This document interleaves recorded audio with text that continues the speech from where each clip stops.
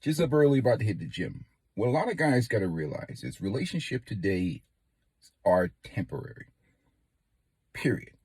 Everybody you've met has been in a relationship before, and for some other reason, or whatever reason, it didn't work out. Now I know somebody's going to come in here and say, "Yeah, I've been married for 33 years and whatever else." Let me tell you something. The highest divorce rate now is the gray divorce. People getting divorced after 30, 20, 25. Granted, I don't want to see this happen. I wouldn't want to see that happen to my worst enemy. I've done it all. Married, cohabitated, you name it. Everybody you meet has a history, has a past. They've been there, they've done that before, they've made promises before, shit hasn't worked out before. It's all a recycling process. Everything is temporary. Even our existence on this earth is temporary. And that's why I always say today is the youngest you'll be for the rest of your life. Make sure you're enjoying it. Make sure you're sticking to purpose. Make sure you're getting the best out of every day on this planet, because tomorrow is never promised. But generally speaking, the majority of relationships today are temporary. The average marriage in America, if you look at the Pew Research, lasts between 7-8 years in this country, depending on culture and whatever. Some last longer. Divorce is prevalent. It happens all the time. People get distracted, people get bored, especially with social media, the way it is today. So a lot of distractions on the average household, the average marriages. And again, familiarity in many instances, breeds neglect, contempt. People get taken for granted, a lack of appreciation, a lack of respect, especially as it results when it comes to men. You get a lack of respect, lack of appreciation for a lot of men. And they're just doing their best. They just want their peace. They just want to live a good, happy life. And men are very much, a lot of men, majority of men, good men, are pretty much loyal and pretty much simple in life. I want the simple things. We're not difficult to deal with or difficult to get along with. But generally speaking, the society itself, social media, the fact that we live in a gynocentric environment puts a lot of pressure on relationships. And the lack of appreciation, the lack of respect could easily creep into situations, because when people are in this relationship, they focus on that part of the relationship, or that's part of or they get information from friends, and they say comparisons a thief of joy. And they're looking at that individual in a more critical way because they're around them all the time. And sometimes people get taken for granted. And that's what happens in a lot of relationships that we see deteriorate. I think it's probably more so I see on the women's side, because women get bored easily, especially when a guy is consistent. Not all women. So the 5% women, I'm not talking about you. I'm talking about what I see out here currently and what I've experienced in many instances. I mean, fortunately for my situation, I've been in a situation where I've usually gotten rid of women, not them getting rid of me. Nobody's divorced me. I've gotten rid of the women because maybe they've taken on a certain toxic mentality with the culture. But in these scenarios, it's the same thing, where the outside world and outside influences is coming into that household, creating problems and issues, and it breeds an environment of disrespect. And once a man gets in that environment where there's a lack of appreciation and disrespect, you either be a man about it, you address it, sit down, have a conversation. Whatever changes, if they're not made, you have to make decisions in your life. But inevitably, what we have is an environment where when you get into these relationships, the goal is to transition you as a man into a servant, purely a servant, or that of a disposable tampon, where you live your life every day, making sure that everybody's okay, and nobody has to reciprocate nothing towards you. And that is the life of a slave. Now, we're going to talk about all on this channel about responsibility without authority, benefit or respect. And I think that's what you see out here now on the dating and relationship market. Women want men to, take on a hell of a lot of responsibility or put them under the cover of their wallet, but they don't get no respect in return. So we see that quite a bit out here. All these women. You think about if a woman, especially a woman gets to my age, I'm 50 years old, but I turned 51. So What do you think is out here on the dating relationship market? Somebody's looking for love? What? They're looking for security, money, maybe to add to their pension and retirement accounts, maybe for lifestyle, maybe or whatever else. Because they're talking the same way 25-year-old girls will be talking, young ladies will be talking fresh out on the market. They're talking the same thing. Many of these women out here are looking for certain men to take care of them and take them on to retirement. Everybody's sexually active. They're all sexually active. Everybody, even the women that are single right now, are sexually active. You know how I know? I'm a single guy. So I already know the deal. It doesn't take any relationship or commitment to access these women.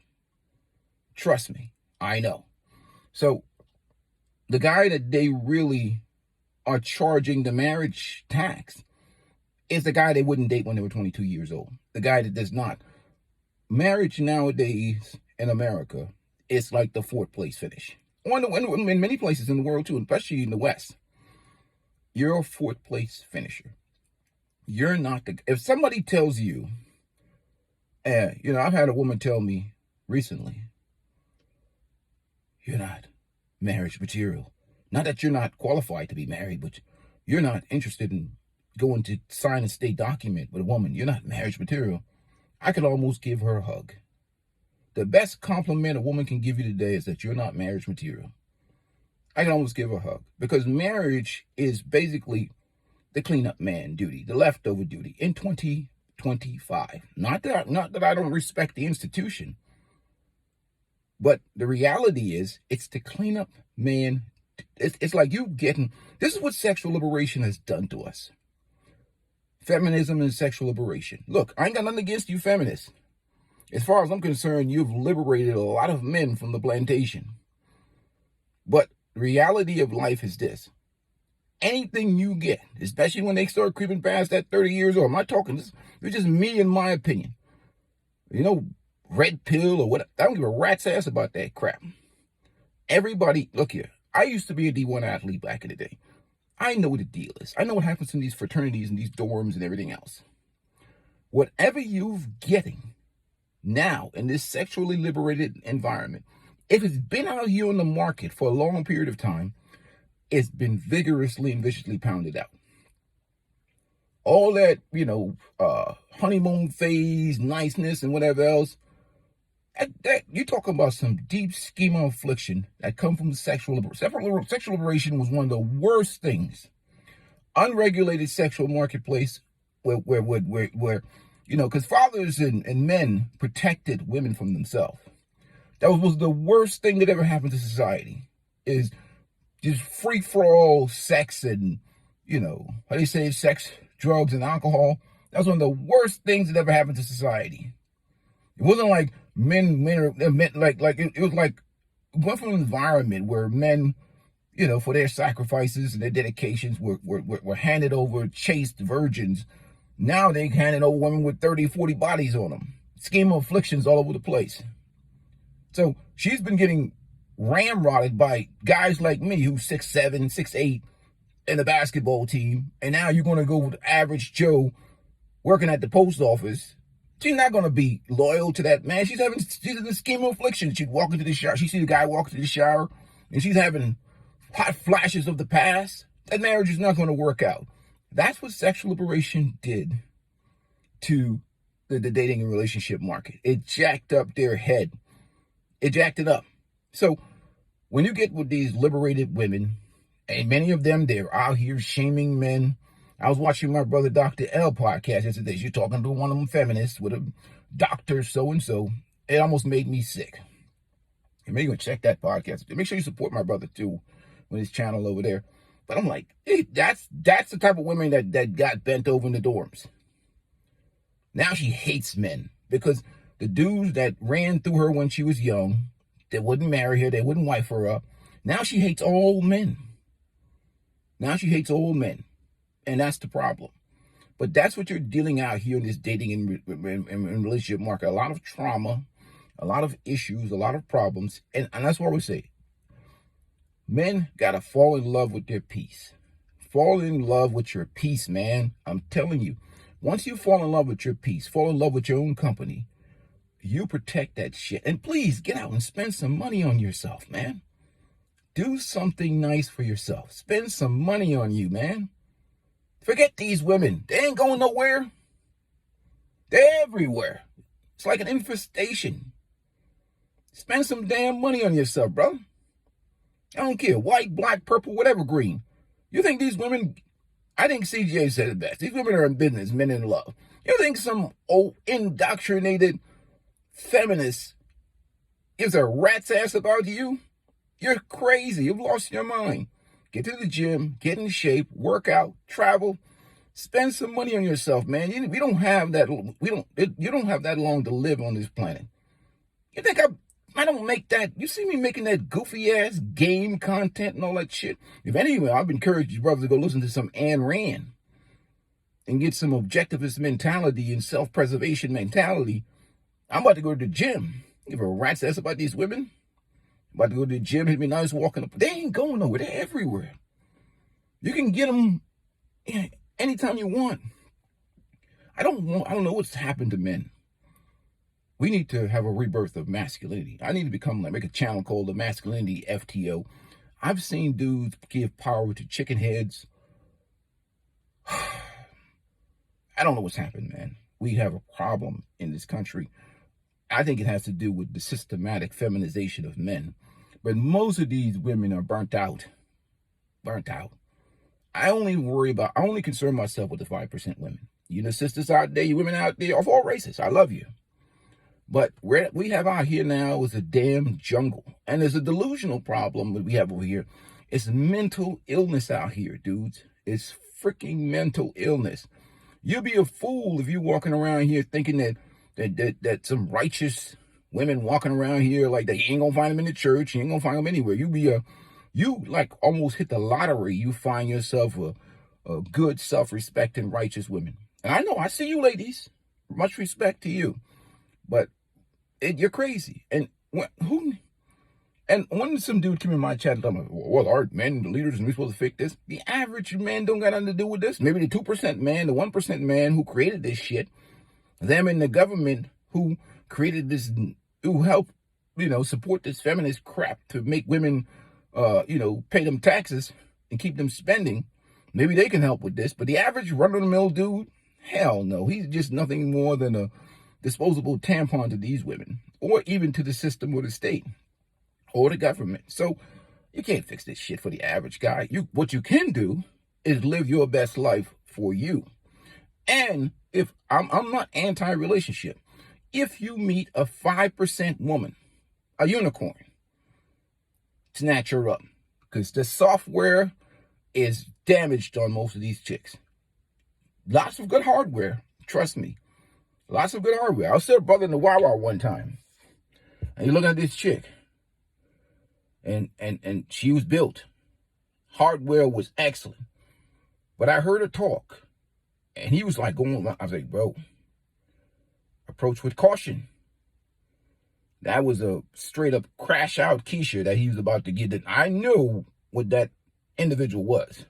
That's the type of chick be having the cops come running to your house and shit, throwing bricks through your window. Yeah, she got a nice body, but that brain is toast.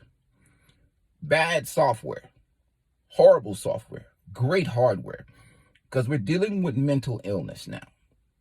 Social media induced, whatever you want to call it, trauma induced. Mental illness in 2025. Dudes need to adjust and overcome this shit, and they need to adapt to the world that we currently live in. Forget what these game coaches is telling you. Game what? Some dude sitting in some car with dark shades out here, he freaking selling you some goofy 1970s game that don't work with these tragedies out here. This is about money out here nowadays in 2025. Monies and taking suckers for fools. Period. What are you trying to game? Game what? Chicken heads? You're crazy. Who needs game for the biggest issue out here with men is this damn low self-esteem crap. Masculinity needs to be built separate from women. These dudes on some low, we need this. This is the problem with, this is an issue of strong men and fathers being in boys' lives. It ain't nothing to do no damn game. You teach game to a man who has low self-esteem and low self-value and no discipline. He's going to revert back to the same weaknesses that he has because he has no discipline. He has no inner strength. He doesn't have the ability. Game is not the power. The power is the ability to say no. To say, look, that's what women respect. Women respond to strength and power. Strength and power is in the form of discipline and indifference. You only build that through strength and suffering. That's why I said you can survive a 5-day fast without food. You can be an expert of women. Then you just got to learn female nature. You can get that from Patrice O'Neill, and you can get that from some of the other guys. What's the guy's name? I'm gonna put that in the link. That you can learn a little bit of female nature. But the critical thing is the ability to say no. Food is good. Sugar is good. Fasting is good because you start seeing the world a different way after you haven't eaten in about 48 hours. Your willpower is being tested. And it's the same test with women. It will test you. Trust me. And you'll start seeing the world completely different. And get yourself some Ayn Rand. And you don't have to ignore the part that she's an atheist. But take the other part, self-preservation, and take on a more objectivist mindset. We got to get this thing corrected in terms of with the fellas. Women are not going to change. There's too much money to be made off of women. Shopping, spending money, divorces, lawyers, everything, taxes. What is the incentive for women to change?